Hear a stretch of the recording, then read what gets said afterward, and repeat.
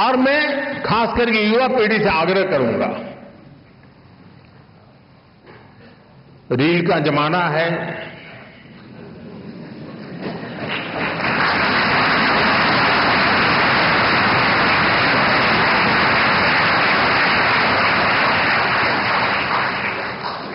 Social media में influencer आपको खींच के कहीं कहीं ले जाते हैं। इस शॉर्टकट के युग में भी एक बात हम जरूर याद रखें, रेलवे स्टेशन पे लिखा हुआ होता है, कुछ लोगों को पटरी पर कूद करके जाने की आदत होती, ब्रिज पर नहीं जाते, तो वहां लिखा होता है shortcut will cut you short.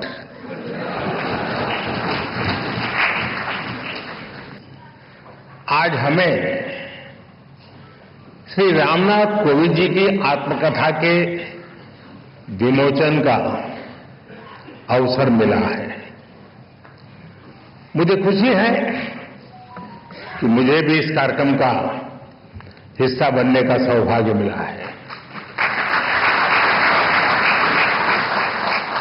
Kovind ji से मेरा बहुत लंबा परिचय रहा है,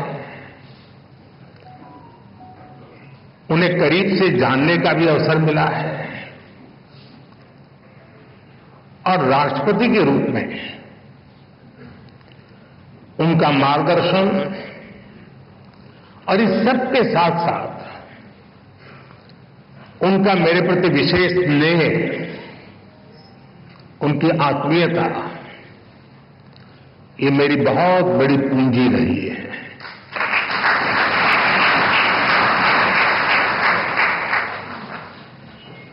मैंने उनके जीवन को जितना समझा है,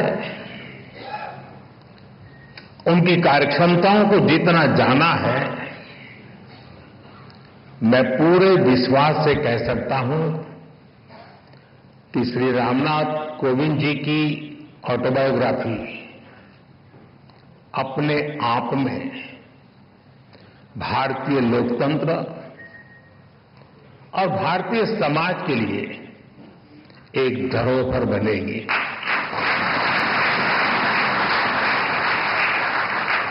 कोविंद जी की जीवन यात्रा, समाज और राष्ट्र के लिए उनका योगदान, ऐसा कितना कुछ है जिसके बारे में मैं विस्तार से बात कर सकता हूं, लेकिन बुक रिलीज में केवल कर्टन रेजर ही होना चाहिए। आप सब किताब का पूरा लाभ पढ़कर ही लें तो ही ज्यादा अच्छा है।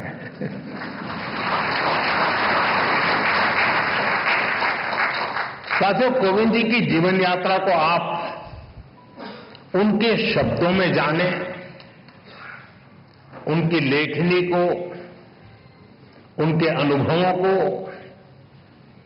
देश की नई पीढ़ी पढ़े, इससे हर किसी को काफी कुछ सीखने को मिलेगा। मैं रामनाथ कोविंद जी को इस आत्मकथा के लिए बहुत बहुत बधाई देता हूं। साथियों, कोविंद जी ने अपनी इस पुस्तक को बहुत ही सटीक नाम दिया है, Triumph of the Indian Republic, my life my struggles.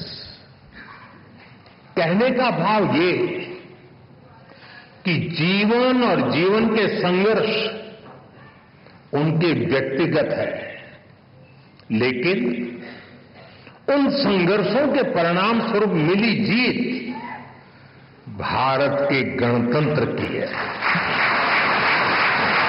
Bharat के लोकतंत्र की है। साथियों, हम सब अक्सर अनुभव करते हैं कि इंसान का एक स्वभाव होता है, लोग अपनी सफलता का श्रेय खुद को देते हैं और जीवन की मुश्किलों के लिए, कठिनाइयों के लिए समाज को जिम्मेदार ठहराते हैं। लेकिन जब हृदय उदार हो, भारतीय संस्कार हो, तब व्यक्ति समाज की कमियां निकालने में समय नहीं गंवाता। वो उसके सकारात्मक पक्ष पर फोकस करता है।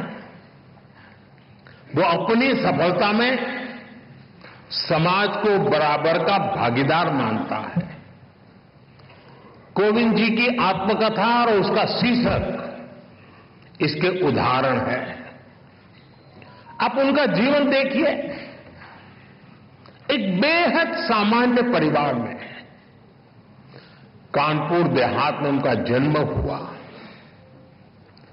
कोविंद जी ने अभी भी कुछ वर्णन किया और अपनी किताब में भी लिखा है कैसे गर्मी के मौसम में एक दिन उनके घर में आग लग गई। उनकी मां अपनी चिंता छोड़कर घर की चीजों को बचा रही थी। आखिर एक सामान्य परिवार में मां के लिए एक एक चीज बच्चों के पालन पोषण का जरिया होती है। उसी कोशिश में आग में फंसकर उनकी माताजी की मृत्यु हो गई।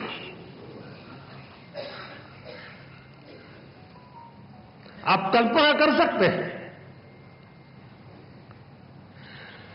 छोटी सी उम्र में मैं इस तरह की घटना, मां को इस तरह खो देना, ये कितना दर्दनाक रहा होगा। मैं तो भाग्यशाली रहा हूं। मेरी मां 100 साल से भी अधिक जीवित रही और मुझे आशीर्वाद देती रही। उसके बावजूद भी आज भी मैं मां की कमी महसूस करता हूं। साथियों, उनके जीवन का एक ऐसा दर्दनाक घटनाक्रम था, कोई भी इसे टूट सकता था। लेकिन कोविंद जी को उन मुश्किलों ने मजबूत किया। पड़ोस की एक माताजी ने उनके पालन पोषण में मदद की। इसे उन्होंने समाज की एकता और सौहार्द की ताकत को समझा। इस घटना के बाद कोविंद जी के जीवन में उनके पिता की भूमिका और बड़ी हो गई और जिस तरह से उन्होंने अपने परिवार को संभाला, बच्चों को संस्कार दिए, इसलिए कोविंद जी अपने पिता को अपना हीरो मानते हैं।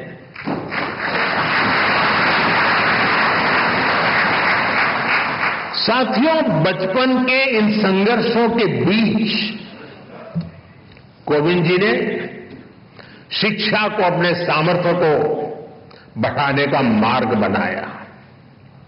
उन्होंने मेहनत की।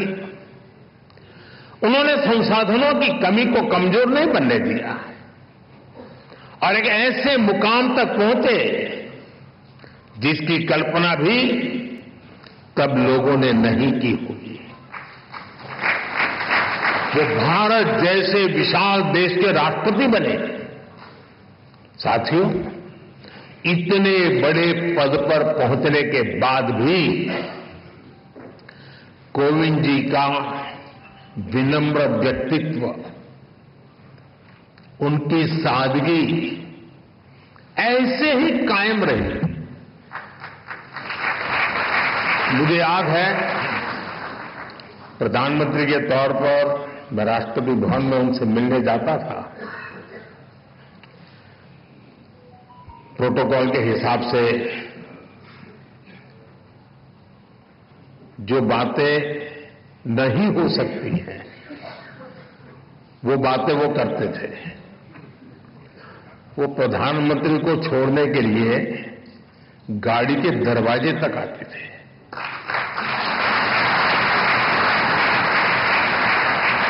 मैं शुरू में उनको प्रार्थना करता रहता था, प्लीज आप ऐसा मत कीजिए, लेकिन उन्होंने जीवन के आखिर तक अपनी उस विनम्रता को भी छोड़ा नहीं।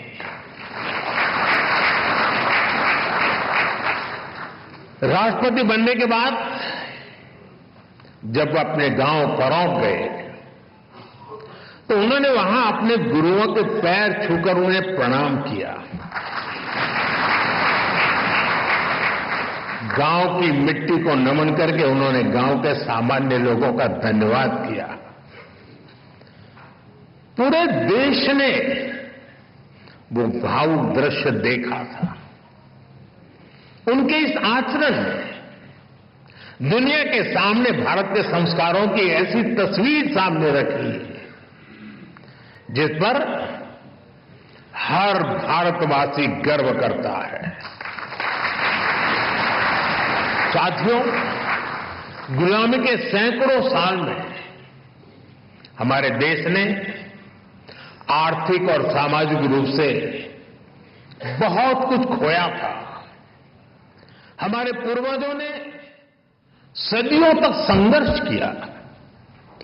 महात्मा गांधी, बाबा साहब आंबेडकर, ज्योतिबा फुले, सावित्रीबाई फुले, ऐसी कितनी ही महान विभूतियों ने भारत के नवनिर्माण का सपना देखा था।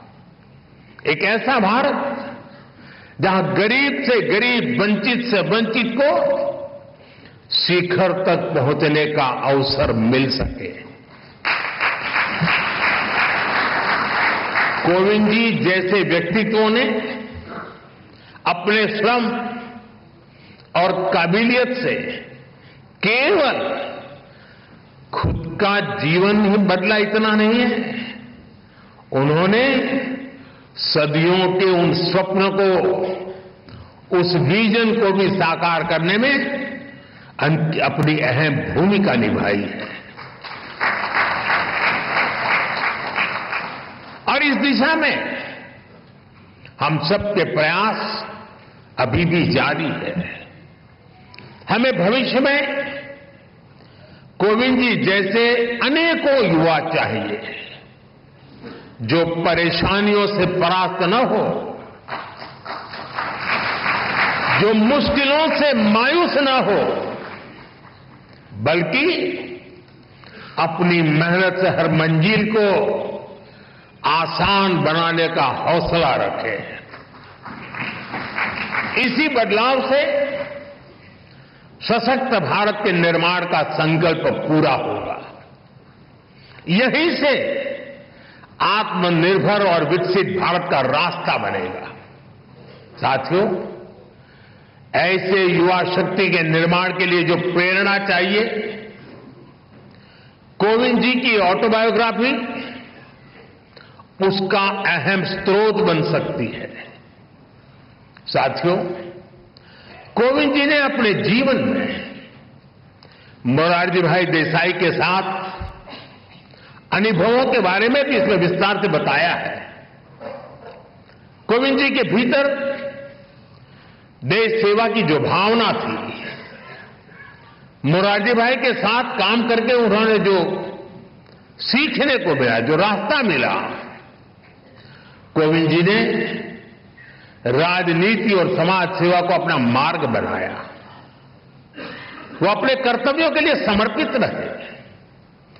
सेवा को उन्होंने अपना लक्ष्य बनाकर काम किया। संसद में उनका कार्यकाल गवाह है। राज्यपाल के रूप में भी उन्होंने एक उदाहरण प्रस्तुत किया। राष्ट्रपति के रूप में भी हमें उनकी यही कर्तव्य निष्ठा दिखाई देती रही। यहां तक कि राष्ट्रपति जैसे सर्वोच्च पद से सेवा मुक्त होने के बाद भी उन्होंने विश्राम नहीं लिया है। वो अभी भी एक देश एक चुनाव, वन नेशन वन इलेक्शन जैसे महत्वपूर्ण विषय पर काम कर रहे हैं, देश को जगा रहे हैं।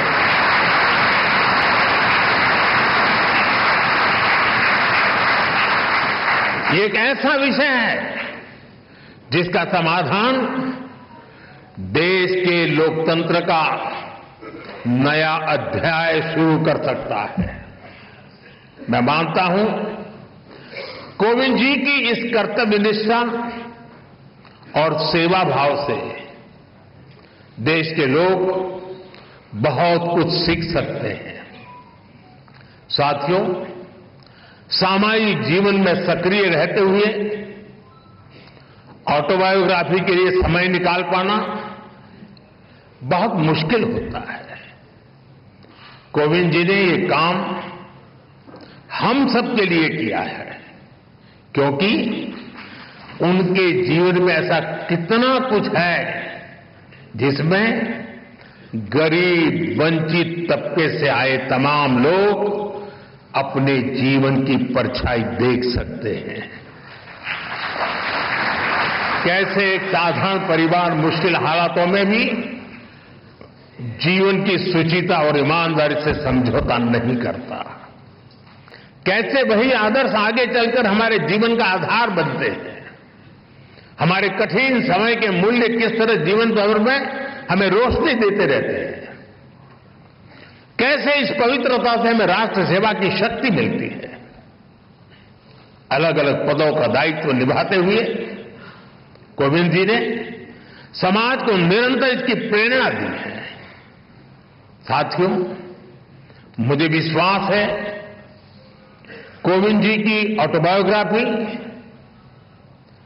इसमें उनके जीवन की ही नहीं बल्कि हमारे लोकतंत्र की भी अहम स्मृतियां सुरक्षित होंगी। मैं एक बार फिर उन्हें उनकी आत्मकथा के लिए शुभकामनाएं देता हूं और मैं खास करके युवा पीढ़ी से आग्रह करूंगा, रील का जमाना है।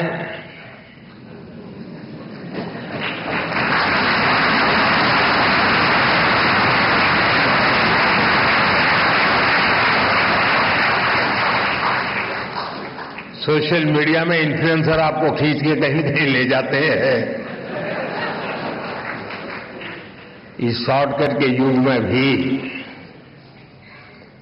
एक बात हम जरूर याद रखें, रेलवे स्टेशन पे लिखा हुआ होता है। कुछ लोगों को पटरी पर कूद करके जाने की आदत होती, ब्रिज पर नहीं जाते, तो वहां लिखा होता है shortcut will cut you short.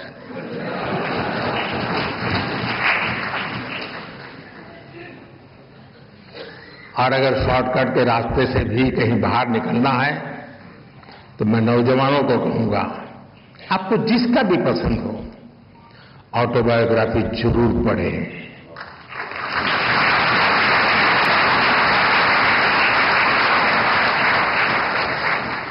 Autobiography उस कालखंड की इतिहास की घटनाओं को अलग तरीके से समझने का अवसर देती है। इतिहास से काफी निकट होता है वो कालखंड बायोग्राफी का, और इसलिए मैं जरूर चाहूंगा कि कोविंद जी की जो मेहनत है वो आने वाली पीढ़ियों को काम आए, युवा पीढ़ी को विशेष रूप से काम आए। बहुत बहुत शुभकामनाएं, बहुत बहुत धन्यवाद।